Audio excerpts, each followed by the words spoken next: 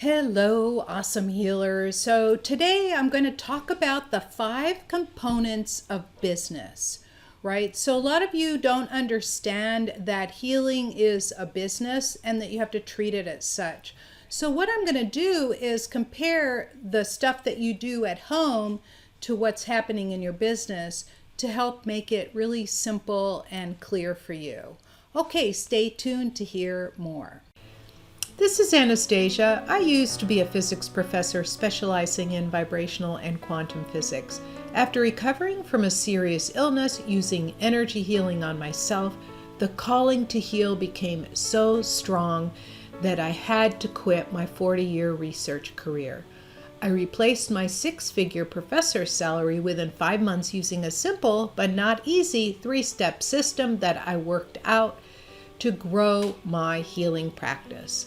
Now I help other healers grow their practices, whether they're just starting or already have a practice, with this same 3-step system. I'm all about helping you too. Listen in to learn more. I'm so happy you're back. So here are the 5 components of a simple business. And actually, it is also for big, giant, multi-million-dollar corporations. But today I'm just going to talk about you as an entrepreneur with a simple healing business where you invite healing clients in, you collect payments from them, and you are doing advertising and things like that to help bring in that business. So the first is the CEO, right? And it's kind of like the head of household, right? You make major decisions for what's happening in your household, what kind of new flooring you're going to put in your house, what kind of new car you're going to buy, how you're going to arrange your furniture, the colors that go on your wall, what kind of telephone service you have. These are all major decisions that you make for your household. And likewise, the CEO, what web service are you going to use? Where are you going to advertise? How much money are you going to spend in it? Who's going to be taking care of things for you? And maybe even what your assistant is going to be doing for you. These are all CEO functions. You also decide on what your product offerings are, what your brand image is, what your core values are, your mission statement, and what the company structure is going to be, whether you're going to be a sole proprietor, a partnership, an S Corp, or a C Corp, right? These are all massive decisions that you need to be making for your small business. So the next thing is the financial officer, or the CFO. Basically, at home, it's your checkbook. How you cover your utility bills, your mortgage, your food, your clothing, your furniture, your transportation expenses. It also includes the income from all sources, so the inflow and outflow of all of your expenses, right? In business, it includes all the same things, just like your home as a business, you're keeping track of your cash flow. And you need to do that, right? You need to understand what's coming in and what your expenses are. In the first year of my business, I didn't do a very good job of it, but you could tell kind of where I was at based on looking at my checking account statements. But now I actually keep track of where all my expenses go and what they are and what all my income is, so they balance, right? And I also did some financial planning. Basically, I wrote out all of the necessary things I need to do to run my business, and that's what you need to do, whether you need a website, whether you need an email, like a customer relationship management system, an email system like MailChimp, or get an all-in-one, for example, how to set up appointments with people, and are you going to be paying for that service or not, right? Analyzing your strengths and hiring out for the things that you can't do. So in the beginning, as a beginning entrepreneur, you're going to have to do all these functions yourself. And as you grow, you can, of course, hire help to get that done. And the next thing is your marketing, right? So whether you do online marketing or offline marketing or a combination of both, right? Anytime you're telling somebody about your business, you are marketing to them, right? And so you need to think about what your marketing strategy is. Marketing copy, even in your talks and presentations, they should be consistent, right? And how is the information being disseminated? Are you putting it up on social media? Are you putting it up on YouTube? Are you putting it up in your blog posts?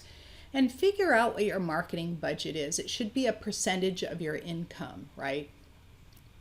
And in the beginning, it'll be more than your income, and you have to figure out how you can make a profit on your marketing dollars, right? And at home, it's how you dress, it's how you decorate your car, the car you drive, your personal mission. You decide how you're going to look, right? And then the number 4 is your sales. At home, it's your job interviews, it's selling your used stuff, for example. Let's say you're selling your used car, you're selling your home, anything you don't need anymore. Even in terms of donation, that's selling it for $0, right? What do you give away? And in business, your sales is it on a platform? Is it in person? Is it via webinar? Is it phone conversations or at events? Is it through social media or other kinds of talks, right? This is all part of the sales process. And you might even have later on a sales team, right? The sales team are going to be doing those calls for you for people that set up the appointments. You call them coaches. It's really your sales team, right? And then the last thing, no, there's the number, where are we? 1, 2, 3, 4, 5. So this is number 5. I have a bullet points here, and that's your operations. At home is the head of household, your day-to-day shopping, keeping your supplies stocked, planning vacations, things like that. So what a COO does is usually second in command to the CEO, sorry. So day-to-day functioning and administration of business. So the CEO has the big vision, and the COO gets that big vision done. And in your business, it's product fulfillment, and in the beginning, that will be you. And if you train other people to do what you do, then you are going to be kind of in charge of them. It's event organization, it's managing the other parts of the company like the finances, the sales, the marketing, and HR, basically the day-to-day stuff, so the CEO doesn't have to do it anymore. And then beneath them are the event planner and product manufacturer, if you have a product to manufacture, right? But in healing, your product is you, right? You are doing the healing in the beginning, and maybe you're going to train other healers to run your business. And then last is human resources. So you, as a head of a household, also has human resources, because you might have somebody that comes in and cleans your home every other week or does the lawn, something like that, and you are paying them, right? Or it could be your children doing chores, for example. So those are human resources. And in a business, it's hiring and firing of employees. Hire slow, fire fast is the usual word. And promotion, employee enrichment, time cards, payroll, and you coordinate speakers for employees. There are some big companies, this is a hint for you, there are some big companies that have slots for personal development. That includes things like leadership, it includes getting healthy, it includes things like mindfulness and meditation, anything that will help people get along better in companies. they have slots for speaking and they are willing to pay for that. So this is something that's really good for you to do or to look into. And in human resources, you also have to make sure that the labor laws are complied with. For example, if somebody does a service for you, you have to make sure that they get paid. And you also have to follow the rules with, if they work a certain number of hours for you, then that you have to comply with, income tax laws, Social Security laws, all of those things. You have to comply with those. So it gets to be a big bugaboo, which is why so many people hire agents of other companies. So for example, my assistant works for another company and I contract with a company for her to come and work for me, right? And the human resources coordinates with the finances because you have to pay people a salary and it has to fit within the budget, right? So in building your business, in the beginning, you are most likely responsible for all those roles. So it's a good idea to be really familiar with all the parts and every operation on some level. And the best rule, of course, is hire out the job that you hate the most. Right? For me, it's doing a lot of rote things over and over. Even though I love working online and posting stuff and things like that, it is not a very good use of my time. I'm much better off doing something like this where I am creating new, fresh content, right? And my assistant or anybody else cannot be doing that for me. It's only me that could be doing that. And never be out of the financial flow loop. Right? This is a really good rule to see where your money is coming in and going out, because you might have a leak somewhere and you need to make sure that you plug that thing up. It's your money. Don't be afraid of it. And then you should be creating an org chart and reviewing it from time to time, every 6 months in the beginning, and then quarterly after your business starts to flourish and grow. And most people hire an assistant out first. So my assistant doesn't take care of all the little tidbits. I need somebody to do some more of them, but she takes care of a lot of the tidbits that really are helping me out a lot. And she works for me 2 hours a day. And like I said, she's an independent contractor. So I hope that was helpful for you. So let me go over it again. It's the CEO. That's you in the beginning, where you make all the decisions, what kind of products, what you're going to do, how you're going to do them, and all of that.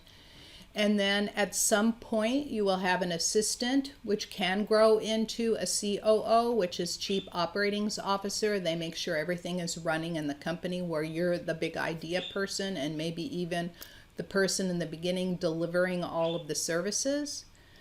And then you'll be the finance person, right? And you can even have a bookkeeper. So I also hired a bookkeeper that we went over my stuff quarterly.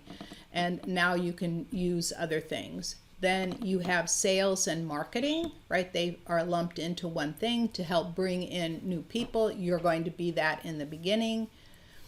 And then you have HR, which is who to hire and who to fire and how to finance all of that, right?